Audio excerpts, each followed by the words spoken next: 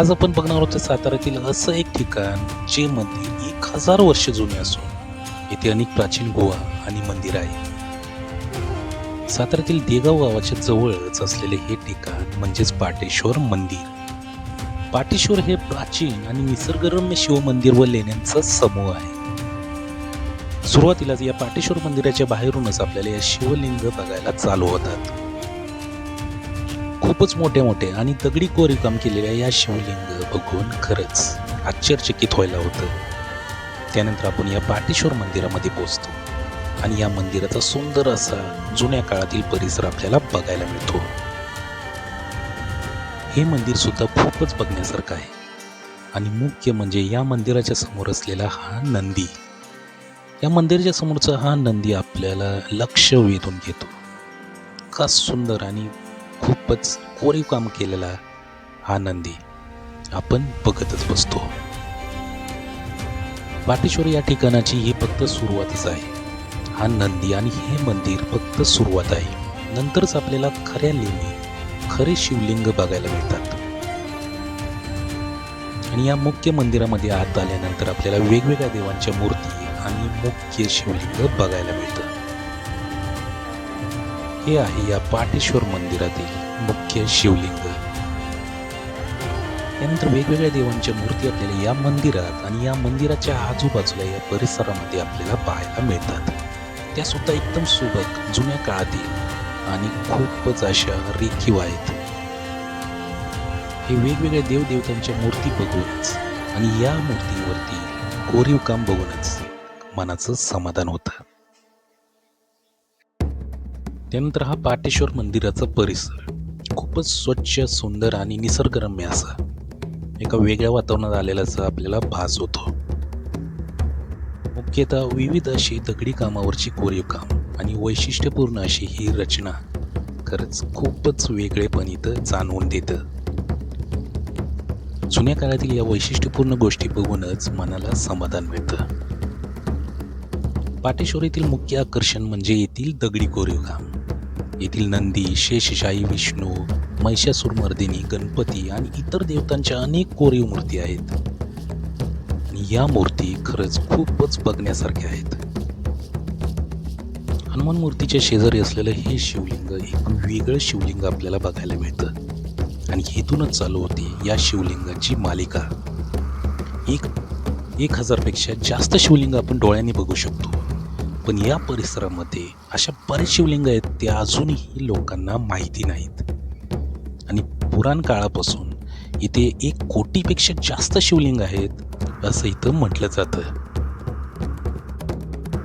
मंदिर बघून झाल्यानंतर मंदिराच्याच बाहेर या सुंदर अशा निसर्गरम्य वातावरणामध्ये थोडासा आराम केला. नंतर मंदिराच्याच वरच्या बाजूला असलेल्या एका उंच पठारावर आम्ही फिरायला गेलो.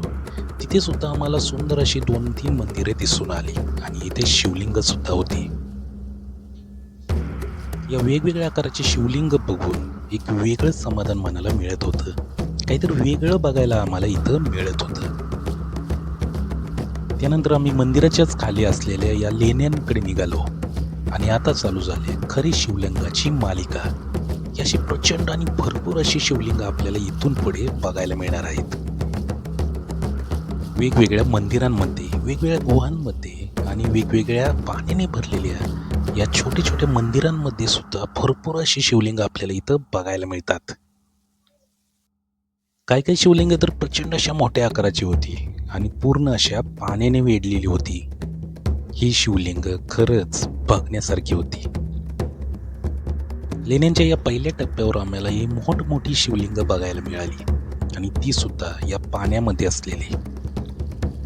इथं आपल्याला सुरुवातीला 2 ते 3 मंदिरे शेजारी दिसून येतात आणि इथं आहेत भरपूर अशी मोठी मोठी शिवलिंगे. यातील काही गुहा आणि मंदिरे अंशतः जमिनीच्या खाली आहेत. त्यामुळे इथे गेल्यावर कमालीची शांतता आणि गूढ असे वातावरण बघायला मिळते.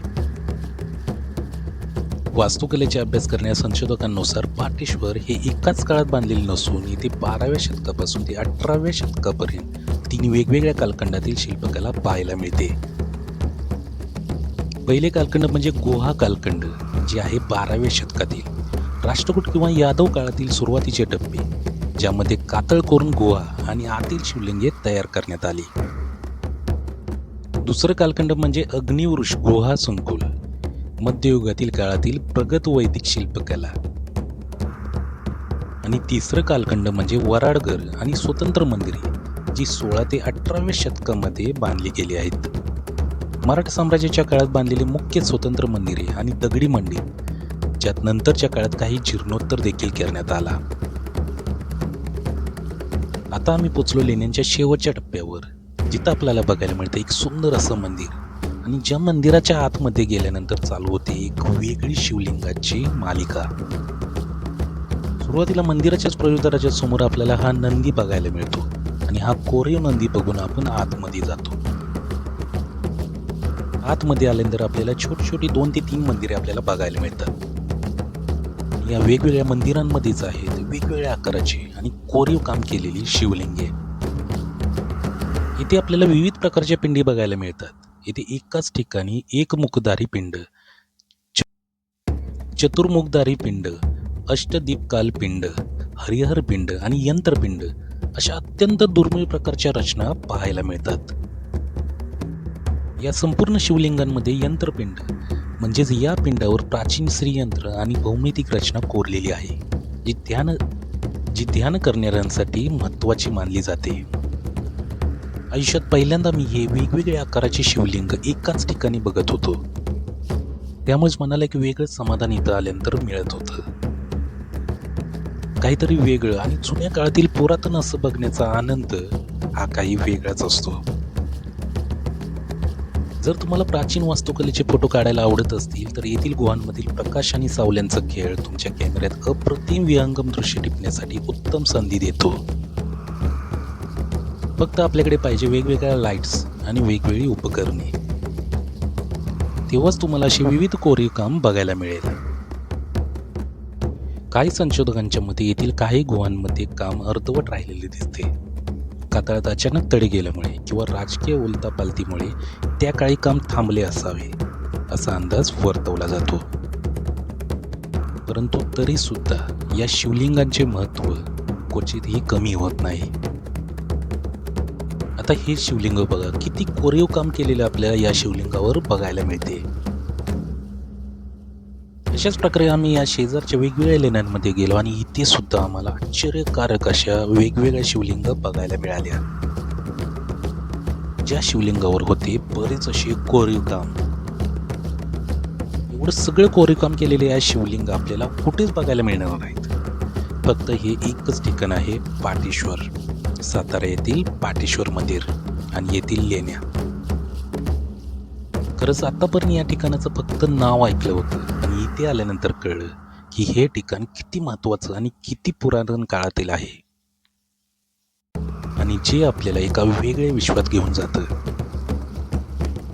जिथं आपण सगळं काही विसरून जातो आणि फक्त एका शिवलिंगाच्या विश्वामध्ये रमून जातो. 18व्या शतकाच्या सुरुवातीला छत्रपती शाहू महाराज आणि पेशव्यांचे आध्यात्मिक गुरु असणाऱ्या ब्रह्मेंद्र स्वामी यांनी या मंदिराच्या देखभालीसाठी आणि जीर्णोद्धारासाठी मोठे योगदान दिले होते. आणि पाटेश्वर हे एक साधना केंद्र म्हणून सुद्धा प्रसिद्ध आहे. येथील शांतता, एकांत आणि विस्तीर्ण गुहांचे जाळे ध्यानधारणेसाठी अत्यंत अनुकूल असे मानले जाते. हे जंगल संरक्षित आणि गर्द असल्याने येथे विविध प्रकारचे दुर्मिळ पक्षी, मोर, फुलपाखरे मोठ्या प्रमाणात आढळून येतात. सकाळी लवकर गेल्यास पक्ष्यांचा किलबिलाट मन प्रफुल्लित करतो. महाशिवरात्रीला इथे भव्य यात्रा असते. येथे येताना खाद्यपदार्थ सोबत ठेवा, योग्य पादत्रा निघाला, टॉर्च इथे पाहिजेच पाहिजे, आणि शांततेचे भान सुद्धा ठेवा. तेव्हाच तुमच्या या पाटेश्वराची सहल एकदम परिपूर्ण होऊन जाईल. पाटेश्वर देवस्थानाची ही माहिती तुम्हाला कशी वाटली ती जरूर कळवा. व्हिडिओ आवडल्यास लाईक करा आणि आपल्या चॅनलला नक्की सबस्क्राईब करा. धन्यवाद.